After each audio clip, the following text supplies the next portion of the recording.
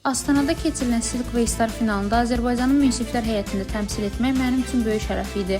Bölgə TV xəbər verir ki, bunu Samir Əfəndi Instagramda yazıb. Müğənni ona ünvanlanan iradlarla bağlı bildirib. Bu layihənin yüksək səviyyədə təşkilinə görə Qazaxıstan Respublikası Jibek Joli və Silk və Star komandasına səmimi təşəkkürümü bildirirəm.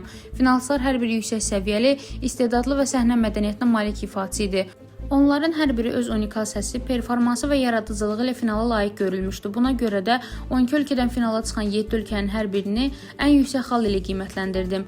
Çin 12 xal, Ermənistan 12 xal, Gürcüstan 12 xal, Qazaxıstan 12 xal, Malayziya 12 xal, Monqolistan 12 xal, Özbəkistan 12 xal.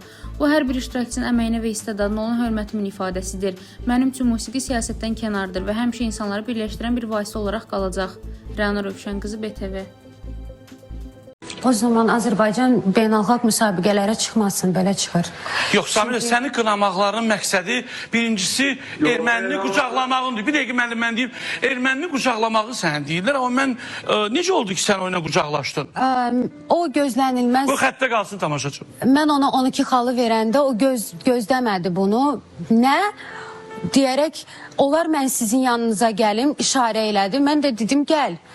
O özü gəldi mənim yanıma. O orada məndən asılı idi. Mənim verəcəyim xaldan asılı idi. Və özü gəldi, məni qucaq açdı və onların münsif heyəti belə gəldi. Vreş soyadını da unutmuşam. Gəldi ki, mən sizə dərin təşəkkürümü bildirəm. Biz burada nümunə olmalıyıq və həqiqətən də belədir. Mən orada nümunə... Səncə sən qalsaydın axıra iştirakçından, erməni sənə 12 xalı verərdi mi? Tarıq bəy, bəli verəcəyik. Məncə verməzdi.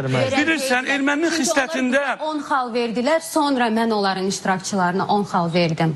Birinci onlar verdilər 10 xal. Mən axırıncı səs verən jüri heyəti idim. Bəli, axırıncı sən səs verirdin sıralama ilə.